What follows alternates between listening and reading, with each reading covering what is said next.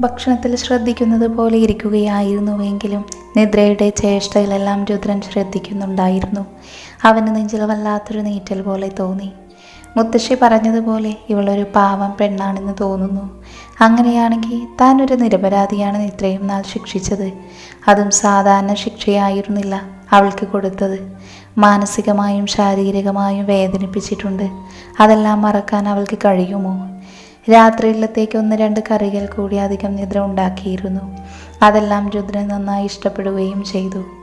ഈ കറികളെല്ലാം പിന്നെയും നീ ഉണ്ടാക്കിയതാണോ? അതെ എന്ന മട്ടിൽ അവൾ തലകുലുക്കി. പക്ഷേ നിന്റെ ചെറിയമ്മ പറഞ്ഞത് ഇങ്ങനെയൊന്നും അല്ല കേട്ടോ. നീ ഒരു ഇലയെടുത്ത് മലർത്തിയിടില്ല എന്നാണ് അവർ പറഞ്ഞത്.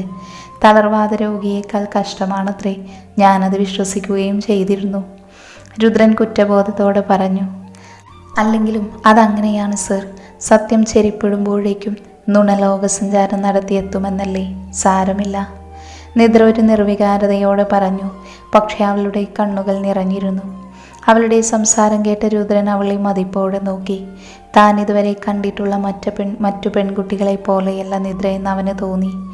അറ്റൻഷൻ സീക്കിങ്ങിനു വേണ്ടി എന്തും ചെയ്യുന്ന പെണ്ണുങ്ങളെ മാത്രമേ തനിക്കറിയൂ.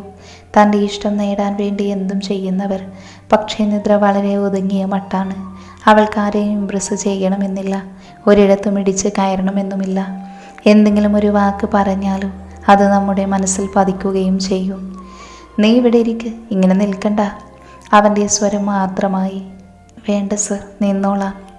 എന്നാൽ പിന്നെ ഞാനിപ്പോൾ മതിയാക്കും. രുദ്രൻ ശാഠ്യത്തോടെ പറഞ്ഞതും നിദ്ര കുറച്ച് മാറി അവിടെയുണ്ടായിരുന്ന കസേരയിലിരുന്നു. അവൻ വളരെ സംതൃപ്തിയോടെ ഭക്ഷണം കഴിച്ചെഴുന്നേറ്റതും കൈ കഴുകാൻ വാഷിംഗ് ബേസിൻ്റെ അടുത്തേക്ക് നടന്നു.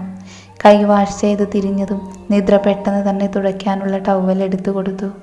അവൻ പുഞ്ചിരിയോടെ അവളെ നോക്കി. ഈ കല്യാണം എന്നത് വളരെ സുന്ദരമായൊരു ഏർപ്പാടാണല്ലേ. ഇത്രയും നന്നായി കെയർ ചെയ്യുന്നൊരു ഭാര്യ ഉണ്ടെങ്കിൽ. നിദ്രയുടെ മുഖം ചുവന്നു തൊടുത്തു. രുദ്രൻ കണ്ണിറുക്കി ചിരിച്ചുകൊണ്ട് ടവൽ വാങ്ങിയതും അവൻ മനഃപൂർവ്വം അവളുടെ കയ്യിലൊന്ന് സ്പർശിച്ചു. നിദ്രയ്ക്കുള്ളിലൂടെ ഒരു മിന്നൽ പാഞ്ഞതുപോലെ തോന്നി. അവനാകട്ടെ അതേ ചിരിയോടെ മുകളിലേക്ക് കയറിപ്പോയി. നിദ്രയ്ക്ക് മനസ്സിൽ എന്തൊക്കെയോ അനുഭൂതികൾ തോന്നുന്നുണ്ടായിരുന്നു. അവൾ പെട്ടെന്ന് തന്നെ പാത്രങ്ങളെല്ലാം ഒതുക്കി വെച്ചു. പിന്നെയാണ് താൻ എവിടെ കിടക്കുമെന്ന് അവൾക്ക് ചിന്ത വന്നത്. രുദ്രൻ്റെ മുറിയിലേക്ക് പോകുന്നത് ഓർത്തപ്പോൾ അവൾക്ക് കയ്യും കാലും വിറച്ചു. അമ്മ കിടന്നു കഴിഞ്ഞു. താൻ മറ്റേതെങ്കിലും മുറിയിലാണ് കിടക്കുന്നതെങ്കിൽ രാവിലെ എഴുന്നേൽക്കുമ്പോൾ അമ്മ സംശയിക്കും. അവൾക്ക് എന്ത് വേണമെന്ന് മനസ്സിലായില്ല. പിന്നെ ഓർത്ത് മുത്തശ്ശിയുടെ മുറിയിലേക്ക് പോകാം. മുത്തശ്ശിക്ക് വയ്യാതിരിക്കുന്നത് കണ്ട് അവിടെ കിടന്നാലും ആരുമൊന്നും സംശയിക്കില്ല. നിദ്രയ്ക്ക് വല്ലാത്ത ആശ്വാസം തോന്നി. അവൾ വേഗം മുത്തശ്ശിയുടെ മുറിയിലേക്ക് പോയി. അത് ചാരിയിട്ടിരിക്കുകയായിരുന്നു. അതുകൊണ്ട് മുട്ടേണ്ട ആവശ്യം വന്നില്ല. അവളെ കണ്ട് മുത്തശ്ശി അമ്പരപ്പോടെ എഴുന്നേറ്റു. നീ എന്താ മോളെ ഇവിടെ? ഞാനിവിടെയാ കിടക്കുന്നത്, മുത്തശ്ശിയുടെ കൂടെ. നിദ്ര പറഞ്ഞു. അതൊന്നും പറഞ്ഞാൽ പറ്റില്ല. നീ രുദ്രൻ്റെ കൂടെ കിടന്നാൽ മതി. നിദ്രയാകെ വെട്ടിലായി. മുത്തശ്ശി എന്തായി പറയുന്നത്? ഞാൻ എല്ലാ കാര്യവും മുത്തശ്ശിയോട് തുറന്നു പറഞ്ഞതല്ലേ. ദയവ് ചെയ്ത് എന്നെ അങ്ങോട്ട് അയക്കല്ല മുത്തശ്ശി. നിദ്രയുടെ മുഖത്തെ ദയനീയ ഭാവം കണ്ട മുത്തശ്ശിക്ക് അവളോട് സഹതാപവും സ്നേഹവും തോന്നി. പക്ഷേ ഇതിങ്ങനെ വിട്ടാൽ പറ്റില്ലല്ലോ എന്ന് അവർ മനസ്സിൽ പറഞ്ഞു. അതൊക്കെ എനിക്കറിയാം മോളെ. പക്ഷെ നീ അവൻ്റെ കൂടെ ഒരു മുറിയിൽ കിടന്നേ പറ്റൂ. മുത്തശ്ശി, ഞാൻ പറയുന്നത് നിനക്ക് മനസ്സിലാവില്ല. അതുകൊണ്ട് ഇങ്ങോട്ടൊന്നും പറയണ്ട. മിണ്ടാതെ ഞാൻ അനുസരിച്ചാൽ മതി. വാ, ഞാൻ നിന്നെ അവിടെ കൊണ്ടാക്കാം. വേണ്ട മുത്തശ്ശി, ഞാൻ തന്നെ പൊയ്ക്കോളാം. നിദ്ര സങ്കടത്തോടെ പറഞ്ഞ അവളുടെ കണ്ണുകൾ നിറഞ്ഞിരുന്നു. മുത്തശ്ശിക്ക് അത് കണ്ട് സങ്കടം വന്നെങ്കിലും അവരത് കണ്ടതായി ഭാവിച്ചില്ല. വേണ്ട, ഈ കാര്യത്തിൽ എനിക്ക് നിന്നെ വിശ്വാസമില്ല. അതുകൊണ്ട് നീങ്ങ് വാ. അവർ നിദ്രയും കൊണ്ട് നടന്ന് രുദ്രൻ്റെ മുറിവാതിൽക്കലെത്തി. വാതിൽ വെറുതെ ചാരിയിട്ടിരിക്കുന്നു. മുത്തശ്ശി അതിൽ പതിയെ തട്ടി. ഒരു നിമിഷത്തിനുള്ളിൽ അവൻ വാതിൽ തുറന്നു. പുറത്ത് മുത്തശ്ശിയോടൊപ്പം നിൽക്കുന്ന നിദ്രയെ കണ്ട് അവൻ്റെ കണ്ണുകൾ വിടർന്നു. മുത്തശ്ശി ഒരു ചിരിയോടെ രുദ്രനെ നോക്കി. മോൻ കിടന്നായിരുന്നോ? ശല്യപ്പെടുത്തിയതിൽ ക്ഷമിക്കണം കേട്ടോ. അയ്യോ മുത്തശ്ശി, എനിക്ക് എങ്ങനെയാ ശല്യമാകുന്നത്? പ്ലീസ് ഇങ്ങനെയൊന്നും പറയരുത്. മുത്തശ്ശി വരൂ, വന്നിരിക്കൂ. വേണ്ട മോനെ, ഞാൻ വന്നത് എന്തിനാണെന്ന് നിനക്ക് മനസ്സിലായി കാണുമല്ലോ. ദാ, ഈ പെണ്ണ് കിടക്കാനിടമില്ലാതെ അവിടെയും ഇവിടെയും ചുറ്റിത്തിരിയുകയായിരുന്നു. രുദ്രൻ നിദ്രയെ നോക്കി. അവൾ ജാള്യതയോടെ ശിരസ് താഴ്ത്തി. അവസാനം എൻ്റെ മുറിയിലേക്ക് വന്നു. ഞാൻ പിടിയാലെ ഇങ്ങോട്ട് കൊണ്ടുവന്നതാ. മുത്തശ്ശി രുദ്രൻ്റെ കയ്യിൽ പിടിച്ചു. നോക്കുമോനെ, നിങ്ങൾ തമ്മിൽ പല പ്രശ്നങ്ങളും തെറ്റിദ്ധാരണകളും ഒക്കെ ഉണ്ടാവും. പക്ഷേ നിങ്ങൾ ഭാര്യ ഭർത്താക്കന്മാരാണെന്ന കാര്യം മറക്കരുത്. ഇഷ്ടത്തോടെ അല്ലെങ്കിൽ പോലും നീ താലി കെട്ടിയ പെണ്ണായിവള്.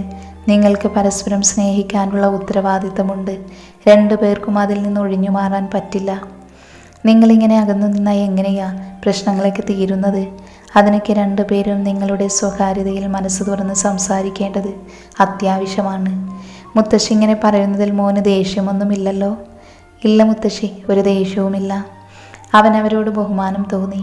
നിദ്രയോട് അടുത്തിടപഴകണമെന്ന് അവൻ ആഗ്രഹിച്ചിരുന്നു. ശരി മോനെ, ഞാൻ നിങ്ങളുടെ സമയം കളയുന്നില്ല. എൻ്റെ നിദ്രമോളെ നോക്കിക്കോളണേ. മുത്തശ്ശി യാത്ര പറഞ്ഞതും രുദ്രൻ പുഞ്ചിരിയോടെ തലകുലുക്കി. വാതിലടച്ചിട്ട് അവൻ നേരെ പോയി ബെഡിലിരുന്നു. രാത്രി മുഴുവൻ ഇങ്ങനെ നിൽക്കാനാണോ ഭാവം?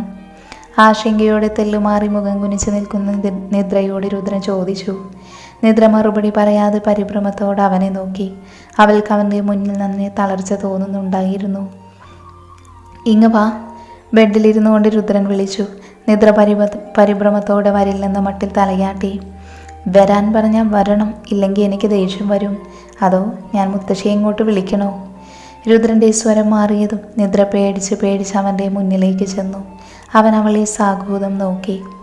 ഒരു ഇളം മഞ്ഞ സാരിയാണ് ധരിച്ചിരിക്കുന്നത്. കാതിൽ ചെറിയൊരു ജിമിക്ക് അണിഞ്ഞിട്ടുണ്ട്. കഴുത്തിൽ താലിമാല മാത്രമേ ഉള്ളൂ. മഷി എഴുതാതിരുന്നിട്ടും കറുത്ത കണ്ണുകൾ, വശ്യമായ ചുവന്ന അതരങ്ങൾ, എള്ളിൻ പൂ പോലെ മൂക്ക്. ഈ ലോകത്തിലെ സകല സൗന്ദര്യവും ആവാഹിച്ച പോലെയൊരു പെണ്ണ്. ഒരു തുളസി കതിർ പോലെ നിർമ്മലമായൊരു പെണ്ണ്. ഒന്നും പറയാതെ മുഖം കുനിച്ച് തൻ്റെ മുന്നിൽ നിൽക്കുന്നവളെ രുദ്രൻ വീണ്ടും വീണ്ടും നോക്കി. അവളുടെ ശരീരം ചെറുതായി വിറയ്ക്കുന്നുണ്ടെന്ന് അവൻ കാരുണ്യത്തോടെ കണ്ടു. നിദ്രയുടെ മുത്തശ്ശി പറഞ്ഞ കാര്യങ്ങൾ ഓർക്കും തോറും അവൻ്റെ ഹൃദയം ആർദ്രമായി. അവൻ മെല്ലെ ബെഡിൽ നിന്ന് എഴുന്നേറ്റു. നിദ്രയുടെ കണ്ണുകളിലേക്ക് തന്നെ നോക്കി. അവൾ വല്ലാതെ പരുങ്ങി. വരൂ, കിടക്കാം, രാത്രി ഒരുപാടായി. അവൻ പെട്ടെന്ന് നിദ്രയുടെ ചുമലിൽ പിടിച്ച് അവളെ ബെഡിലേക്ക് ഇരുത്തി. നിദ്ര വിറച്ചു പോയി. അവളൊന്നും പറയാതെ കുമ്പിട്ടിരുന്നു. താൻ എന്താടോ ഒന്നും മിണ്ടാത്തത്? രുദ്രനിദ്രയുടെ ചെവിയിൽ ചുണ്ട് ചേർത്ത് ആർദ്രമായി ചോദിച്ചു. അവൾ അപ്പോഴും ശബ്ദിച്ചില്ല. രുദ്രൻ അവളുടെ മുഖം മൃദുവായി താടിത്തുമ്പ് കൊണ്ടുയർത്തി. പിന്നെ തന്നോട് ചേർത്ത് പിടിക്കാൻ ശ്രമിച്ചു. വേണ്ട, എന്നെ തുടരുത്. നിദ്ര പെട്ടെന്ന് ബെഡിൽ നിന്ന് എഴുന്നേറ്റ് മാറി നിന്നു. രുദ്രന് ആ സമയം വല്ലായ്മ തോന്നി. തനിക്കരികിൽ നിന്ന് മാറി നിൽക്കുന്നവളെ രുദ്രൻ പകപ്പോടെ നോക്കി. നിദ്രയുടെ കണ്ണുകളിൽ ഇതുവരെയും കണ്ടിട്ടില്ലാത്തൊരു തരം ദേഷ്യവും വാശിയും അവന് കാണാൻ കഴിഞ്ഞു. എന്നെ തുടരുത്. 1 വർഷത്തെ കോൺട്രാക്ട് വിവാഹമാണെന്ന് പറഞ്ഞ് എന്നെക്കൊണ്ട് അതിൽ ഒപ്പം വെച്ചിട്ടിപ്പോൾ എന്തിനാണ് ഈ ഇല്ലാത്ത സ്നേഹം കാണിച്ചെന്നെ പറ്റിക്കുന്നത്? നിദ്ര വീറോടെ പറഞ്ഞു കഴിഞ്ഞപ്പോൾ കിതയ്ക്കുന്നുണ്ടായിരുന്നു. തെല്ലൊരു അത്ഭുതത്തോടെ രുദ്രൻ അവളെ നോക്കി കട്ടിലിൽ തന്നെ ഇരുന്നു പോയി. അവൻ ആ കോൺട്രാക്റ്റിൻ്റെ കാര്യം ഓർമ്മ വരുന്നത് പോലും അപ്പോഴാണ്. 1 വർഷത്തെ കോൺട്രാക്റ്റ് ഭാര്യയാണ് തനിക്കിവൾ. ഇതെല്ലാം ഇവളുടെ കൂടെ ജീവിച്ച നിമിഷം മുതൽ എപ്പോഴും താൻ മറന്നു പോയിരുന്നു. രുദ്രൻ തന്നെ ദേഷ്യത്തോടെ നോക്കി നിൽക്കുകയായിരുന്നു. നിദ്ര തുടർന്നു. അതുമാത്രമല്ലല്ലോ, നിങ്ങൾക്ക് മറ്റൊരു കാമുകി കൂടിയില്ലേ? അവൾക്ക് മുന്നിലിട്ട് എന്നെ ഉപദ്രവിച്ച് അവളെ സന്തോഷിപ്പിച്ചതൊന്നും മറന്നിട്ടില്ലല്ലോ. നിങ്ങൾ മറന്നു പോയാലും ഞാനൊരിക്കലും മറക്കില്ല. ഞാനുമായുള്ള വിവാഹം ഉറപ്പിച്ച ശേഷം എനിക്ക് മുന്നിലിട്ട് അവളെ ചുംബിച്ചത് ഞാനൊരിക്കലും അത് മറക്കില്ല. ഒരു ക്യാൻവാസിൽ തെളിഞ്ഞൊന്നോണം അവരുടെ ആ ചിത്രം അവളുടെ മനസ്സിൽ ഉരുവായി. രുദ്രൻ പരവേശത്തോടുകൂടി എഴുന്നേറ്റു. അടിമുടി കുറ്റബോധമായിരുന്നു അവനെ ഭരിച്ചിരുന്നത്. അവളുടെ അരികിലേക്ക് അടിവെച്ച് ചെന്നപ്പോൾ നിദ്ര പിന്നിലേക്ക് നീങ്ങി നിന്നു. ഒരു ചെറിയ കുറുമ്പോടെ പിന്നെയും രുദ്രൻ അവളിലേക്ക് തന്നെ കാലുകൾ ചലിപ്പിച്ചു. അവനെയും തനിക്ക് പിന്നിലേക്ക് മാറി മാറി നോക്കിക്കൊണ്ട് നിദ്ര ഭിത്തിക്ക് നേർക്ക് ചലിച്ചു. ഒടുവിൽ ഭിത്തിയിൽ തട്ടി നിദ്ര നിന്നപ്പോൾ രുദ്രൻ അവൻ്റെ ഇരു കൈകളും അവളുടെ കഴുത്തിനിരുവശവുമായി ഉറപ്പിച്ചു. രുദ്രനെ കൂടുതൽ അടുത്ത് കണ്ടപ്പോൾ നിദ്ര ഭയന്നു പോയിരുന്നു. ഇത്രയും നേരം അവന് മുന്നിൽ വേരോടെ നിന്നിരുന്ന നിദ്രയുടെ സകല ധൈര്യവും ചോർന്നു പോയി തുടങ്ങി. തനിക്ക് മുന്നിൽ ആ പെണ്ണിൻ്റെ ബദാം കണ്ണുകൾ പിടയുന്ന കാണുക രുദ്രനിൽ വല്ലാത്ത അലിവുണ്ടായി. സാറയോട് എനിക്ക് കടപ്പാടുണ്ട്. അത് തീർത്താലും തീരാത്തതാണ്. നിനക്കതിനെപ്പറ്റി പറഞ്ഞാൽ മനസ്സിലാകുമോ എന്നും എനിക്കറിയില്ല. രുദ്രൻ പറഞ്ഞു തുടങ്ങിയപ്പോൾ അവൻ്റെ ചൂടുള്ള നിശ്വാസം അവളുടെ കഴുത്തിൽ തട്ടി അലയടിച്ചു. നിദ്ര സാറയെ പറ്റി കേട്ടതോടെ ഒന്നും കേൾക്കാൻ താല്പര്യമില്ലാത്തവണ്ണം മുഖം ചെരിച്ചു പിടിച്ചു. സാറയെ പറ്റി താൻ പറയുമ്പോഴെല്ലാം അവളുടെ മുഖത്തുണ്ടാകുന്ന വെറുപ്പും ചെറിയ കുശുമ്പുമെല്ലാം രുദ്രൻ ആസ്വദിക്കുന്നുണ്ടായിരുന്നു. പക്ഷേ നിനക്ക് മുന്നിൽ ഇങ്ങനെ നിൽക്കുമ്പോൾ ഞാനെല്ലാം മറന്നു പോവുകയാണ്. സാരയില്ല, നീയാണ് എൻ്റെ ജീവിതം എന്നാണ് തോന്നുന്നത്. രുദ്രൻ സ്വരം താഴ്ത്തി മെല്ലെ പറഞ്ഞത് കേട്ട് നിദ്രയിൽ ഒരു ഉൾക്കുള്ളിരി പടർന്നു. അവിശ്വസനീയതയോടെ നിദ്ര അവനെ നോക്കി. അത്രയും ആത്മാർത്ഥമായി തന്നെയായിരുന്നു രുദ്രൻ അത് പറഞ്ഞത്. നിദ്രയുടെ കണ്ണുകളിൽ നനവ് പടർന്നു. ഇപ്പോൾ എന്നെപ്പറ്റി തെറ്റായിട്ടൊന്നും തോന്നുന്നില്ലേ?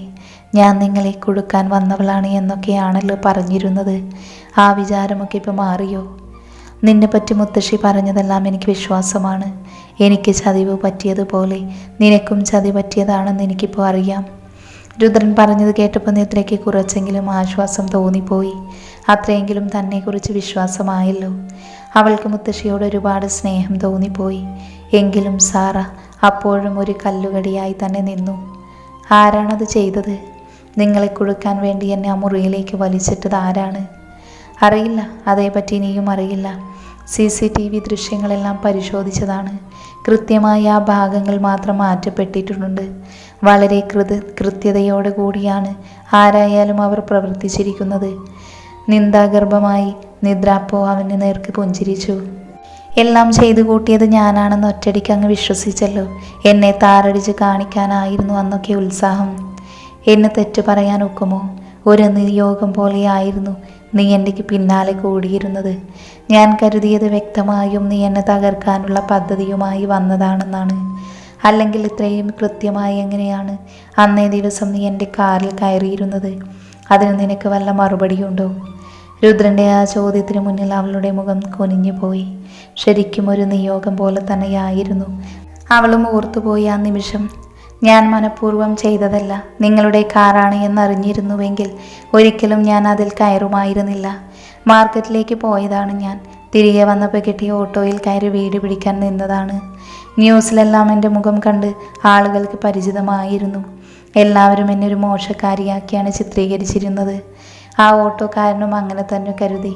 അയാൾ എന്നെയും കൊണ്ട് മറ്റൊരു വഴിയിലൂടെയാണ് പോയത്. ആർക്കോ വിൽക്കാൻ വേണ്ടി കൊണ്ടുപോയതാണെന്ന് കരുതുന്നു. അവിടെ നിന്നും ഓടി രക്ഷപ്പെട്ടത് ഞാൻ കയറിയിരുന്നത് ഒരു കാറിലാണ്. അത്രയും ഓടിയ ക്ഷീണം കാരണം ഞാൻ മയങ്ങിപ്പോയിരുന്നു.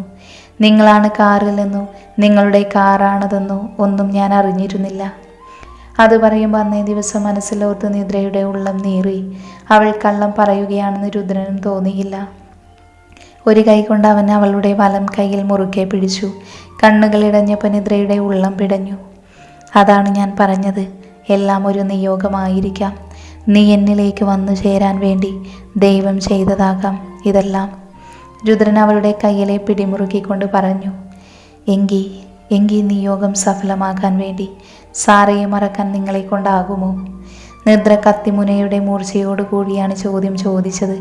അവൾ അത് ചോദിച്ചതോടുകൂടി രുദ്രൻ അവളുടെ കയ്യിലെ പിടി സാവധാനം അയച്ചു. നിദ്രയുടെ കണ്ണുകൾ ഇടതടവില്ലാതെ പെയ്തുകൊണ്ടിരുന്നു.